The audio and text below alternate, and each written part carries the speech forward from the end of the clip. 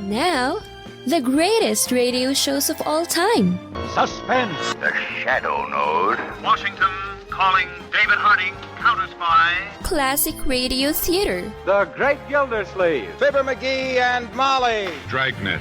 Gunsmoke. The Lone Ranger.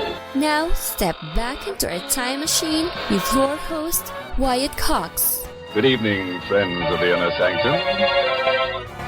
Jackson Beck stars as Detective Philo Vance.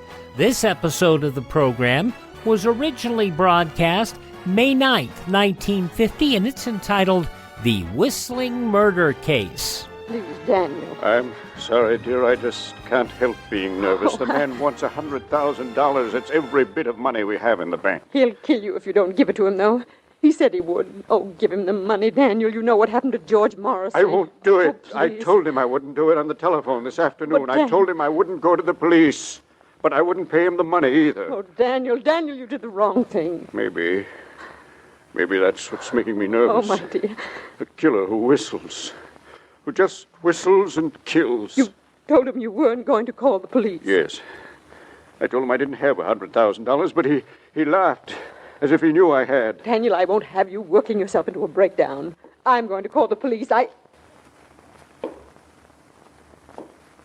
Daniel. Those footsteps. Maybe it's our butler. He could be coming downstairs. Daniel, that can't be our butler. You know it can't. It's the killer. It's the whistling killer. Go away. Go away, you. Don't. No! Oh, you killed him. You murderer, you fiend. Oh.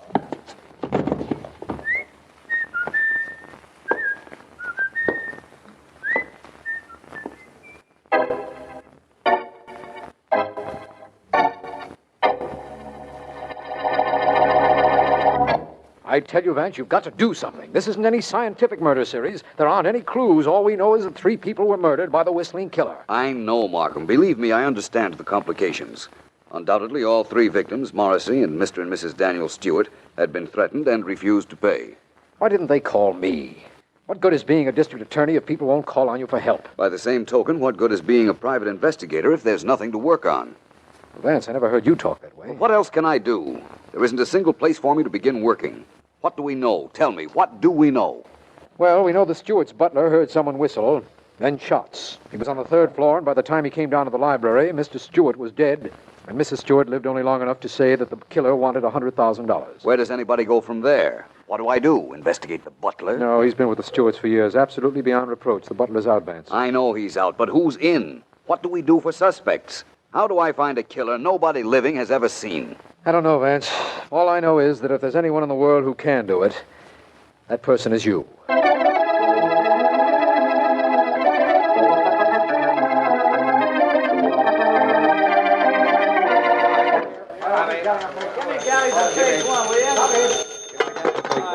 City desk, Mullins. Joe, Mike. I've got a statement from the DA on the whistling killer murders. Give. District Attorney Markham urges any citizen who was approached by the whistling killer to call him immediately in the interest of law and order, etc., etc., etc. The DA asks we put it in the box at page 1. I'll take it up to the city editor. Nothing more to the statement? That's it. The usual business about the law being more powerful than any criminal. Police have several leads they're tracking down, you know. Can do. Maybe the item will give the DA something to work on. I guarantee he doesn't have a thing on that whistling killer right now.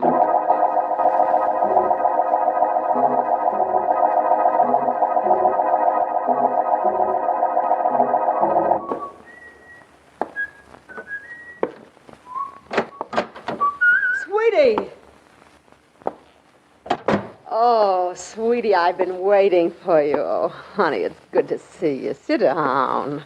Here, sit here in your favorite chair. That's it now. Come on now, honey, put your feet up. Right here on this stool.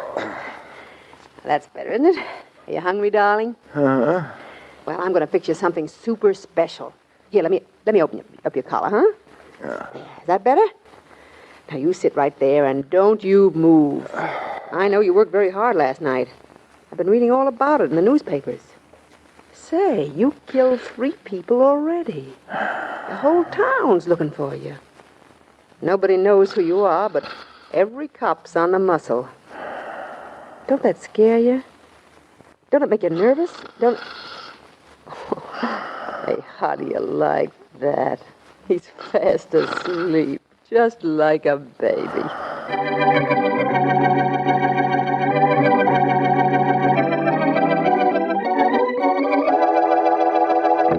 No, Markham, not a thing. I This know. is the most helpless situation I've ever been in. Nobody's called in after that item I had put in the newspapers either, Vance.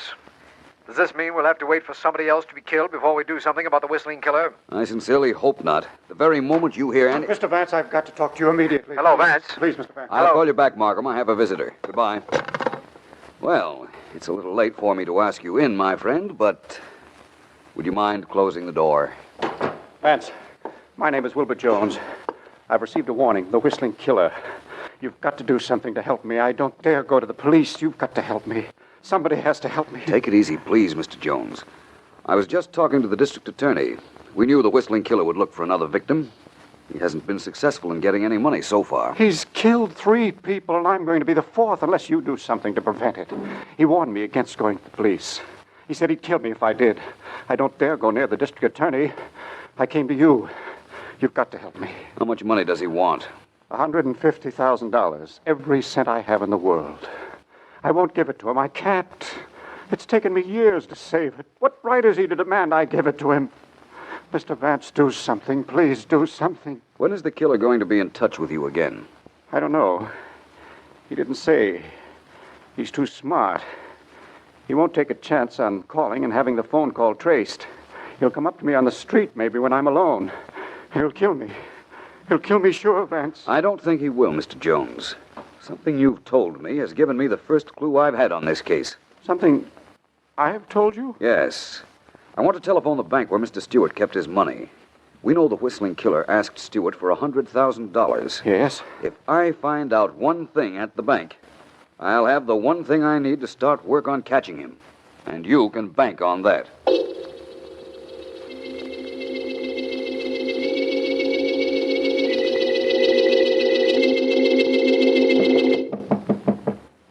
Yes, come in. Hello, Dad. Oh, hello, son. Hi. Well, come on, sit down. Thanks. But I have no time, Dad. I'll guess what I came in for. Well, I don't have to guess. How much do you want this time? $100, Dad. Oh. A big night tonight. But, Jimmy, you're spending a lot of money lately. Why not? Who taught me to spend money but my ever-loving father? Well, that's not the point. All your fault, Dad. You brought me up wrong. Well, 100, Dad? Now, look here, son. I'm not made of money. Now, Pop, listen. How would you like it if James Whitby Jr. went out with $1.30 in his pocket? What would people say about you? This is nothing to joke about, Jimmy. Who's joking? James Whitby Jr., young banking executive with $1.30 in his kick. Is that funny? Oh, all right, Jimmy. I'll give you the money this time. Thanks, Dad. I know you would. Maybe you won't have to keep shelling out like this, Pop. Not much longer, anyhow. Oh? If plans I have come through, I won't have to ask you for a dime, ever.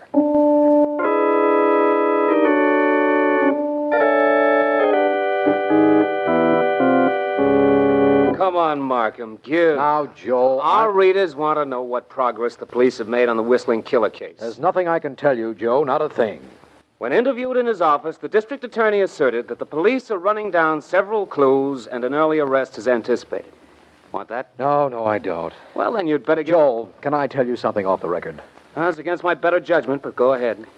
Philo Vance called me on the telephone a little while ago. Vance? Yes. He said he had found a connection between Daniel Stewart, the man who was killed with his wife, and another man who shall be nameless, who came to him after being threatened by the whistling killer. Oh, you mean there is a break coming up in this case? If you don't print that. You know Vance, Joe. You know all he needs is one little opening, and he'll crack this thing wide open. That's right. Just between you and me, an early arrest is anticipated.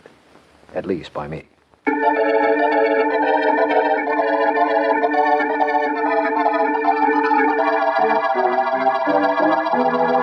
Mr. Whitby, you were the head of the Leighton Bank for many years, weren't you? Yes, Vance. Yes, I was. I still have an interest in it. Why do you ask? You knew Daniel Stewart? Well, I met him. He was a client of the bank. I have a very important question to ask you. Oh? Well, go ahead, by all means. Your bank has 2 branches. That's right. What official of your company would have knowledge of the depositors in both branches? I don't think I know what you mean. I guess I haven't been very clear. Let's say that I had $100,000 in your Main Street branch. Yes? And a friend of mine had, let's say, $200,000 in your Maple Street branch. Uh-huh. How many people would know both figures? Oh, well, now, let me see. Oh, I imagine none of the tellers would know about both branches. I know that. The vice president in charge of accounts would have supervision over both branches, Vance. And who is he? My son. Anyone else, Mr. Whitby? Now, let me think. There's... Get down! Down on the floor! Did you get hit, Mr. Whitby? No, I didn't. Well, come on. Let's get after whoever fired those shots. All right, I'm with you. You couldn't have gotten very far. We'll get out this door and... No! It's locked. Whoever did it was pretty cute. Locked the door from the outside. Mr. Whitby, have you received any communication from the Whistling Killer? Well, have you? Yes, I have. That's what I thought. I'm on the right track, anyhow. Only one thing puzzles me right now. Well, what is that, Vance? In all probability, that was the Whistling Killer who fired those shots. But I wonder why he didn't whistle.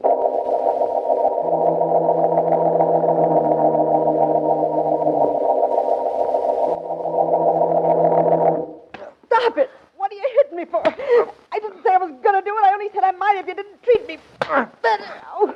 Cut it out! Cut it out! Cut it out! Will you...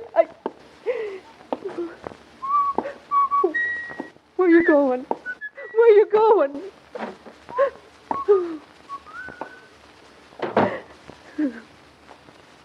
Clip me, will you? What for? What'd I do? Nothing, that's what.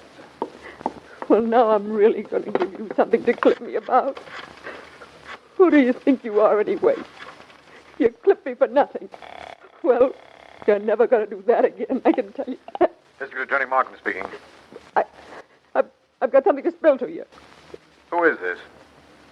This is a dame who's calling up to do you a great big favor. Yes? Malcolm, you're trying to find out who the Whistling Killer is, aren't you? We most certainly are. Do you know? Who is it? It's a guy who's going to be awful sorry that he... He what? Hello? Oh. He what? Hello, what's the trouble? Hello, are you still there? Hello? What were you trying to say just a moment ago? I didn't get you. Wrong. Hello? Oh. Hello? Hello, what's happened there? Hello? Hello, are you there? Hello?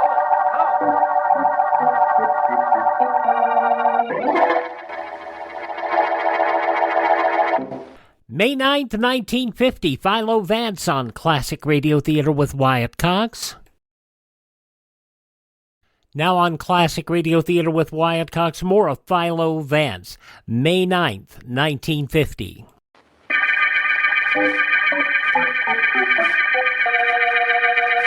This is District Attorney Markham.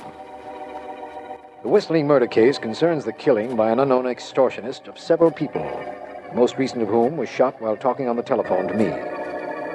Philo Vance, appealed to for help by a man named Wilbur Jones, uncovered something that sent him to a former banker named James Whitby, and from Whitby learned that his son, James Jr., knew the exact deposits several of the victims maintained in their bank accounts.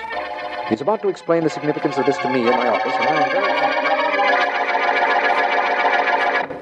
It's reasonably simple, Markham. Just before she died, Mrs. Stewart was able to tell her butler that the Whistling Killer had demanded $100,000. Yes, I know. That $100,000 represented every cent Stewart had in the bank.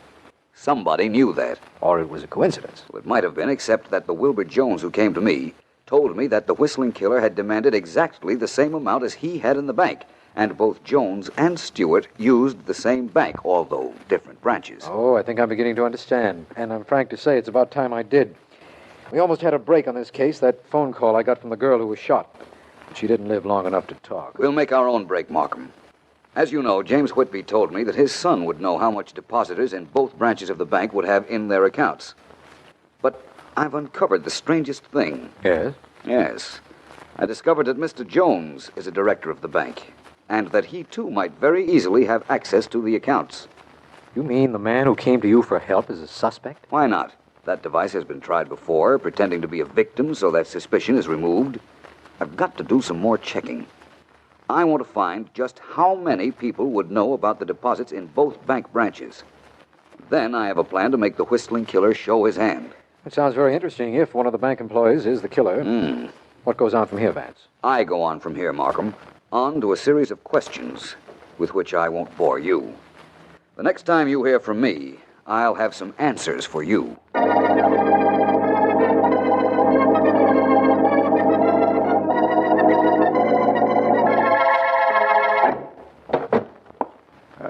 Yes, sir?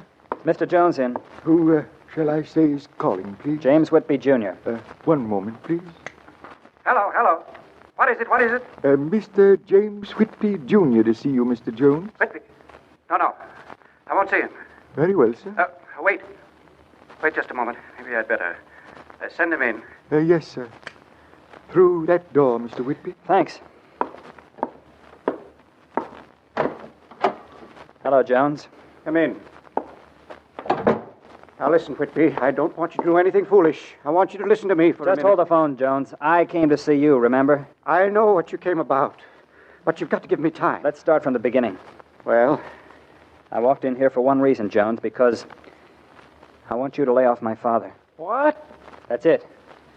Lay off my dad. What are you talking about? He told me a shot was fired at him when he was talking to Philo Vance yesterday. I know that. The Whistling Killer fired that shot. Is that what you think? Yes, and you're the Whistling Killer. What? I figured it all out. When I told Vance about the amount of money I was asked for, he figured it was somebody at the bank. You know how much everybody has deposited. You've got to be the killer. Let me alone or I'll call for help. That's a good act you're doing. But you have as much opportunity to look at our accounts as I have. You know the amounts each depositor has. But I'll give you a break, Jones. You lay off my father, and I won't tell anybody what I know. What you know? Just what is it you know? That you're the Whistling Killer, of course.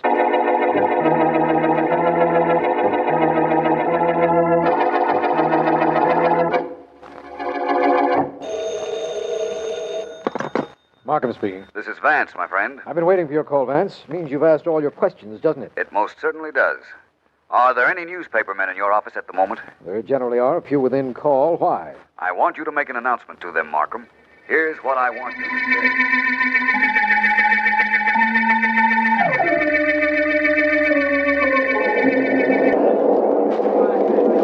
Hey, quit pushing. Who's pushing? What's the matter? You think you own the whole train? Oh, shut up. Get lost. The guy can't come home from work in the subway reading his paper without getting into an argument. Well, just give me a little room to read my paper. There won't be no argument. Okay, so you got room. So shut up. Go ahead, read. Big front page story. Yeah? What about? Oh, read it yourself. You kept shoving to get yourself room to read. Somebody's pushing me from the other side. What's on the front page? First I get shoved around, now I gotta read to the guy. It's about the Whistling Killer. Hey! Yeah, you could say that again. Only this time he didn't kill nobody. This time the papers say he made a date to call on Philo Vance. You ever hear of Philo Vance? Yeah, sure. Who hasn't? That killer's got some nerve fooling around with Vance. So he's got some nerve. So what? When's he gonna see Vance? The paper says the guy called Vance and said he... Oh, sorry. This is my stuff. Well, you got room now. Read it from your own paper.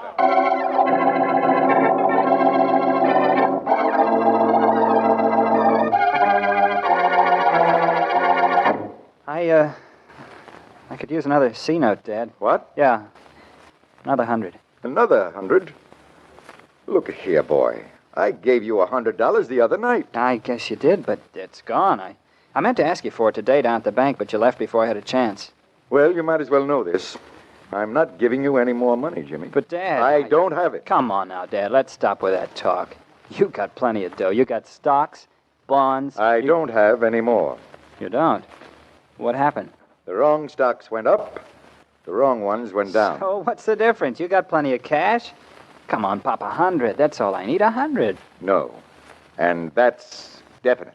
Pop, you wouldn't want me... Who's there? Philo Vance. Philo Vance. What does he want here? Open the door and see. What's the matter, Jim? What are you afraid of? Nothing. Nothing. I'll open it. Hold it, Vance. I'm on the way. Well? You're young Whitby? Well? That's my son, Vance. He doesn't seem particularly pleased to see me. How are you, Mr. Whitby? I'm pretty well, thank you. Oh, what do you want here, Vance? I merely want to invite you over to my office, young man. What for? To meet the Whistling Killer. What? What are you talking about? Just that. The Whistling Killer is calling on me. Your son won't be alone. Mr. Wilbur Jones will be there, and District Attorney Mark. Well, May 9th, 1950, Philo Vance on Classic Radio Theater with Wyatt Cox. The conclusion follows these messages from your favorite radio station.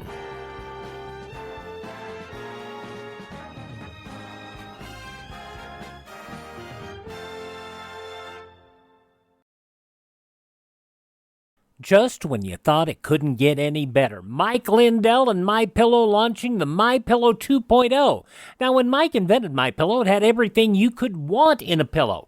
Now, nearly 20 years later, he's discovered a new technology that makes MyPillow even better. Of course, the patented adjustable fill of the original MyPillow, but now with brand new fabric with a temperature-regulating thread, it's the softest, smoothest, and coolest pillow you'll ever own. Say goodbye to tossing and turning and flipping your pillow over in the middle of the night. And more great news on the MyPillow 2.0 buy one, get one free offer with my promo code Wyatt. MyPillow 2.0 is 100% made in the USA, 10-year warranty, 60-day money-back guarantee. Go to MyPillow.com, click on the radio podcast square to receive the MyPillow 2.0 buy one, get one free offer. Use my promo code Wyatt or call 1-800-928-4715.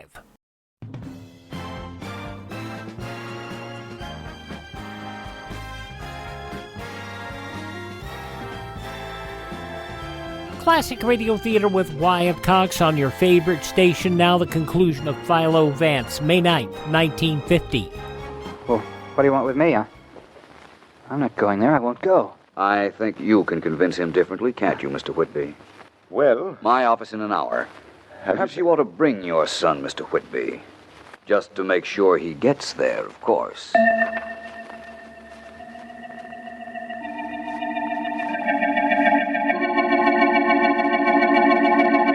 I tell you, Mr. Markham, I have work to do tonight at the bank. But There's no Mr. reason for Jones- me to be here at Vance's office jeopardizing my life. He's right. You can say that again. I'm sorry, Mr. Jones, and my apologies to you, Mr. Whitby, and your son. Vance said he'd be here at 8 o'clock. It's only 7:30 now. Well, look, what's all this business about the Whistling Killer? Vance believes the killer will keep his word and be here, providing we don't have the building surrounded by police. And we're doing without any policemen for that reason. Well, I don't think I understand, Mr. Markham. I can explain it partially, I believe. Mr. Whitby, the Whistling Killer has been in touch with you demanding money. Yes, he has. I told that to Vance.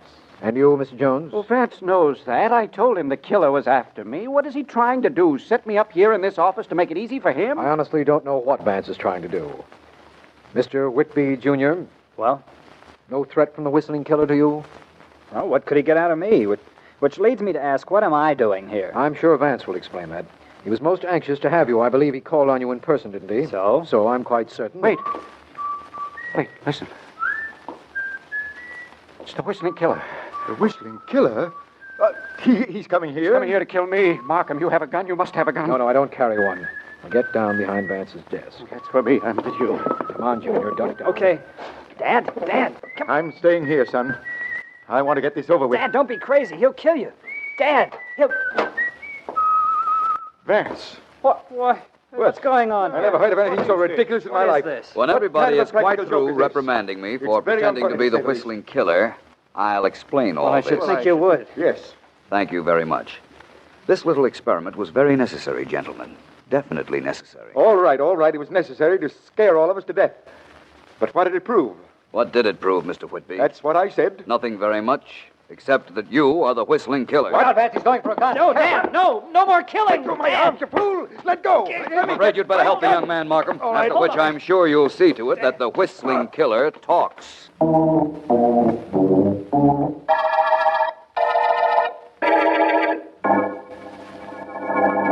All right. What's the point of my denying it?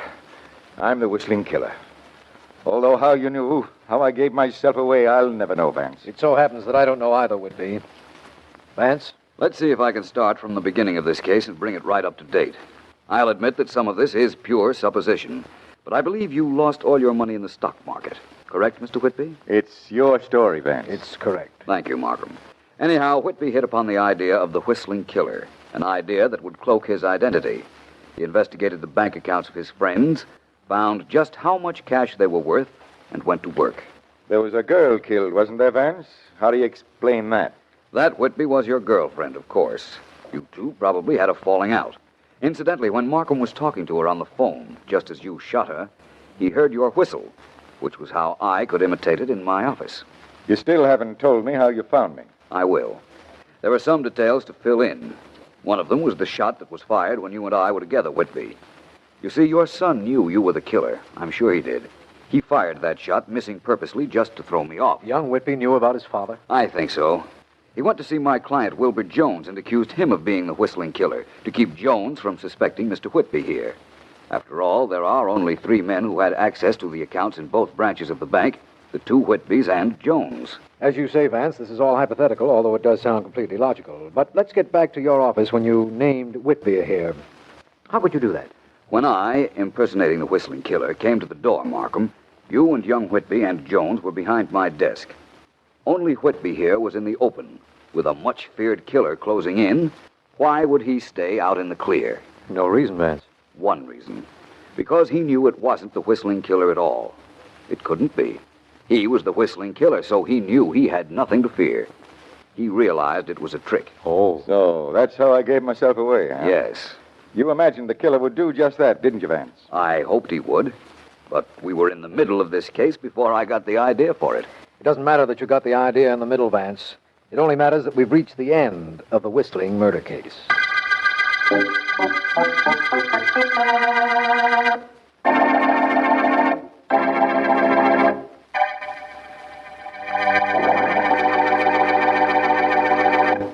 From May 9th, 1950, Philo Vance on Classic Radio Theater with Wyatt Cox. Now on Classic Radio Theater with Wyatt Cox, Part 3 of the 5-part yours truly Johnny Dollar story, The Silver Blue Matter, Juvenile Gangs. This episode originally broadcast May 9th, 1956. From Hollywood, it's time now for... Johnny Dollar. Wake you up, Johnny? Oh, Garcia. No, just finished breakfast. Oh, you special investigators do live.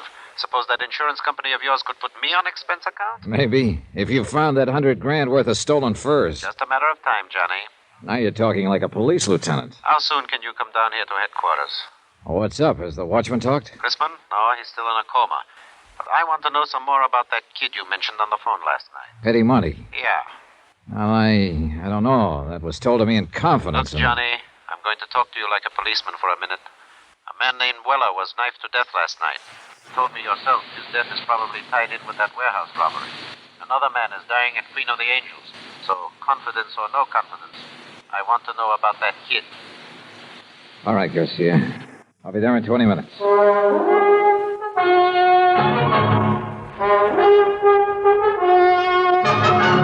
Tonight and every weekday night, Bob Bailey in the transcribed adventures of the man with the action-packed expense account, America's fabulous freelance insurance investigator. Yours truly, Johnny Dollar.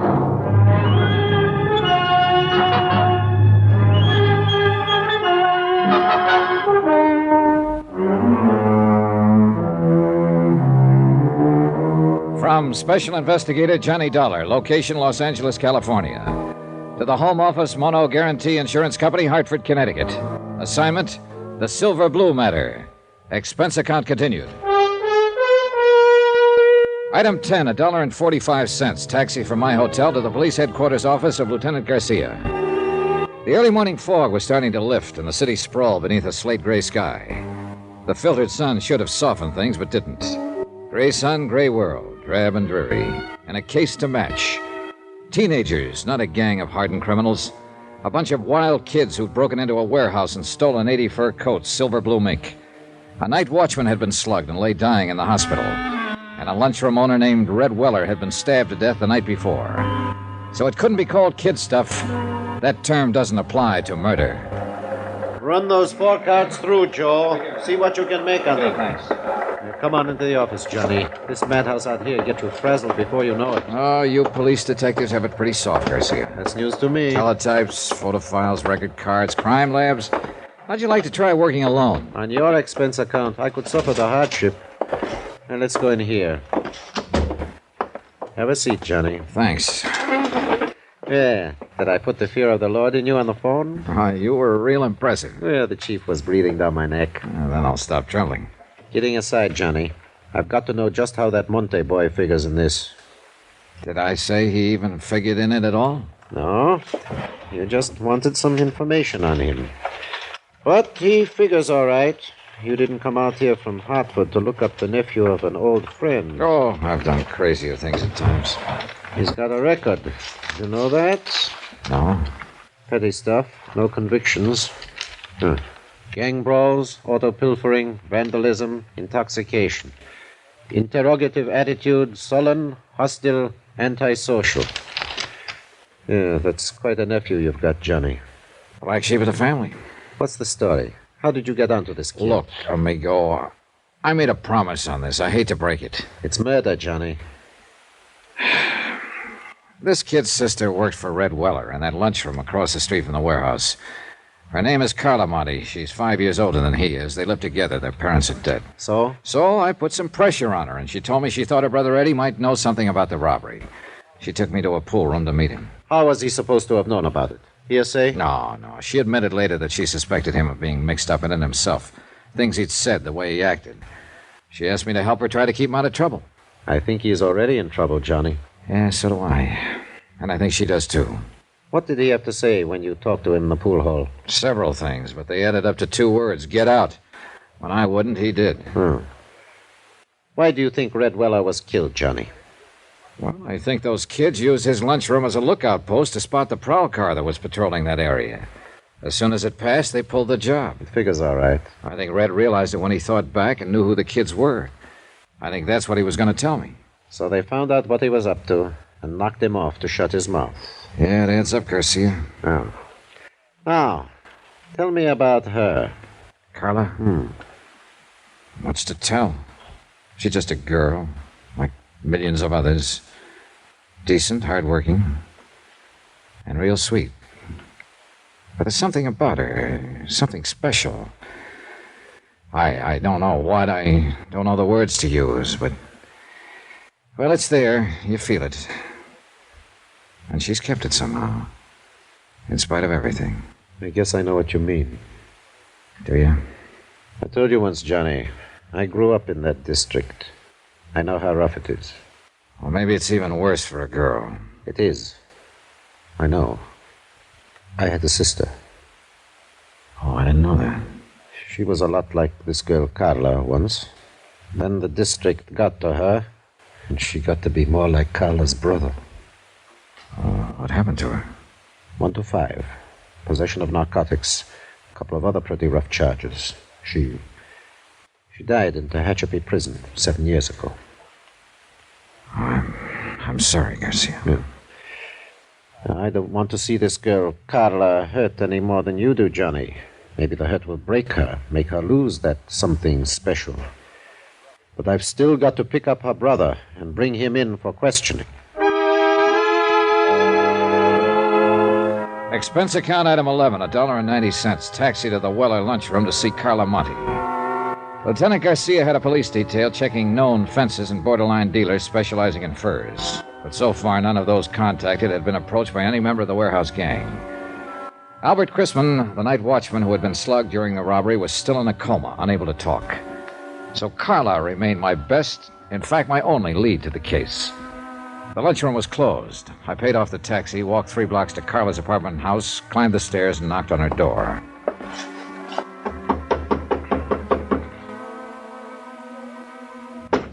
Yes?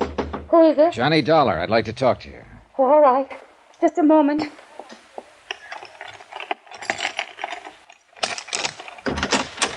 Come in, Johnny. What were you expecting? A major invasion? I don't know.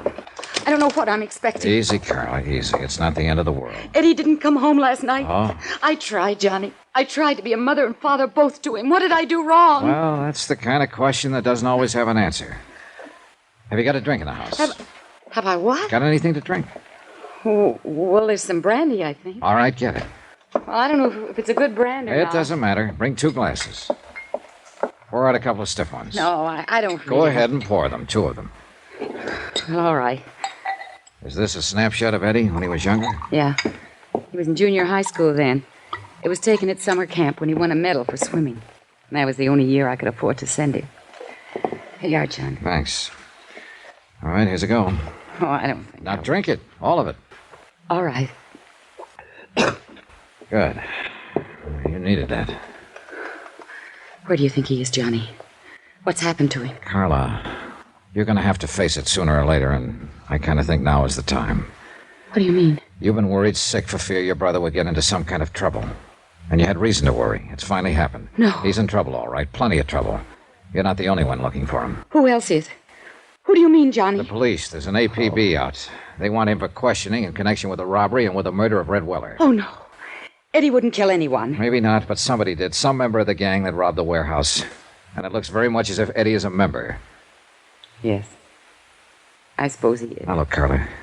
Is there anything you haven't told me about the robbery, I mean? No. I was just suspicious, that's all. Because if there is, let's have it. It's too late to protect him now. The sooner he's taken into custody, the less likelihood of his getting any even deeper. And he was out that night. He didn't come home until almost morning. I was worried about it, but I knew it wouldn't do any good to ask him. Do you know who was with him that night? No. Who would be the most likely ones to go along on a deal like that? Any of them. Any of those he's been running around with lately. Any idea where they hang out mostly? Well, just those 2 places I took you to last night. That drive-in and the pool hall. Look, if they did pull that robbery, where do you suppose they take the furs? Well, I don't know. Does Eddie have a car? No, but some of the other boys do. Uh-huh. Carlo, would you mind if I look through Eddie's room? No, I don't mind. It doesn't matter. I guess nothing much matters now. It's gone so far that... Wait. It's Eddie. He has his own key. All right, take it easy now. Be careful, Johnny. Sis, you're gonna have... What the devil are you doing here? Looking for you, Eddie. Yeah? What for? I think you know. Eddie, you've got to give yourself up. Shut up. Because I got you to thank for this jam. This insurance dick comes around, romances you up a little, and you sell me right down the river. That's not true. How'd you know you were in a jam, Eddie? I got friends in this neighborhood. They keep me posted. Did the same friends tell you Red Weller was about to make a deal to talk? You're whistling in the dark, Dollar. Maybe. I imagine Garcia will find out, though, when he gets you down to headquarters. Get your hand off that phone. Oh, so you've got a gun. Eddie, don't. Please. Keep out of this. Move back against that wall, Dollar. Put your hands flat against that wall. You keep them there. Give me some clothes, Carla. Come on, make it fast. What are you going to do, Eddie? I said give me some clothes. All right, Eddie. You're wrong, though. You're making a big mistake, Eddie. It's no use running. You'll only... Eddie. What's the matter? Down there in the street. A police car just pulled up. You're lying. Stay where you are, Dollar. I'd kill you, Carla. You're that one that brought him here. Trying to let him trap me. I think I'll pull a bullet in you before I leave. You fire one shot and you won't have a chance. They'll be in here before you can get out of the hallway. You better make up your mind, Eddie. Well, you've still got time. Stay where you are, Dollar. Don't try to come after me. Eddie, please. Give yourself up, Eddie. Stop him, Johnny. I'm afraid it's a little late. Why did you let him go? There was no choice, Carter. He'd have killed you if I'd moved. Well, you'd better give me that list of his friends. The police will want it. Heaven help him. Yeah. That's about all that can help him now.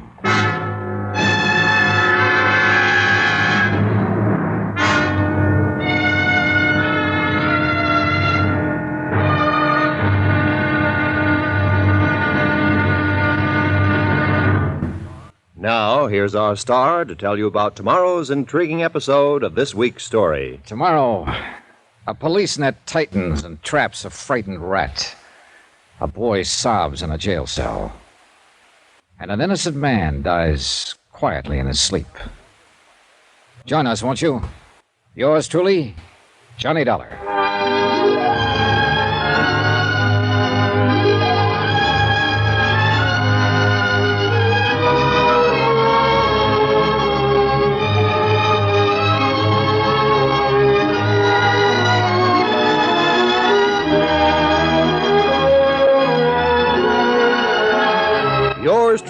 Johnny Dollar, starring Bob Bailey, is transcribed in Hollywood. Written by Les Crutchfield, it is produced and directed by Jack Johnstone. Be sure to join us tomorrow night, same time and station, for the next exciting episode of Yours Truly, Johnny Dollar. This is Roy Rowan speaking.